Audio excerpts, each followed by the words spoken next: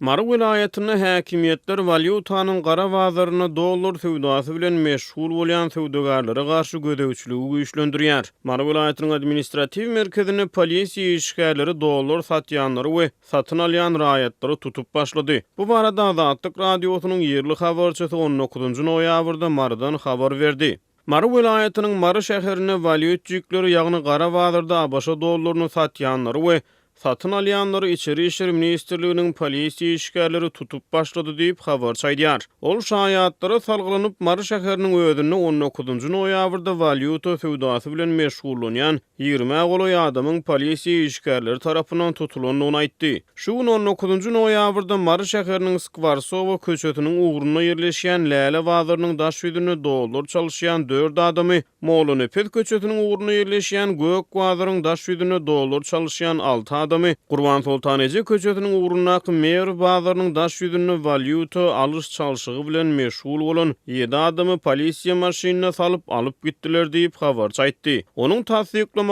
görä valyuta sowdasy bilen meşgullanylýan ýerlerde polisiýa ulaglaryny gün ýaşandan soň hem görmek bolýar. Polisiýa maşynlary ýokardaky awdalan ýerlerdäki dollaryň gara bazaryna dollar alyş çalyş edýänleri gara ullap gün ýaşandan soň hem otyrlar diýip habarçy sözüne goşýar. Ol polisiýa tarapyndan ire salynýan valyuta sowdagarlaryna salgy salynýanlygy barada aýdylýan gurrunlary salgılanýar. Polisiýa işgärleri ýygnalan adamlaryň döwlet salgyt gullugyna tapşyrylýanyny aýdýarlar. Olara salgyt gullugy tarapyndan salgyt salynjakdygyny belleýärler diýip habar çaýdýar. Ol 20 noýabrda goşmaça ýiberen maglumatyny dollar sowdasyndan tutulup bir gün mundan ozal ire salynan adamlaryň her haýsysyna 500 manat meşberine jerime salynanyny tasdiklady. Onda bar bolan maglumatlary göre häkimiýetler ikinji gezek ele salynan adamlara töledilýän jerimeleriň meşberiniň ýokarlandyryljakdygyny aýdýarlar. Türkmenistanda 2 ýyldan gowrak wagt bäri dowam edýän ykdysady kynçylyklaryň fonuna ýurtda valyutanyň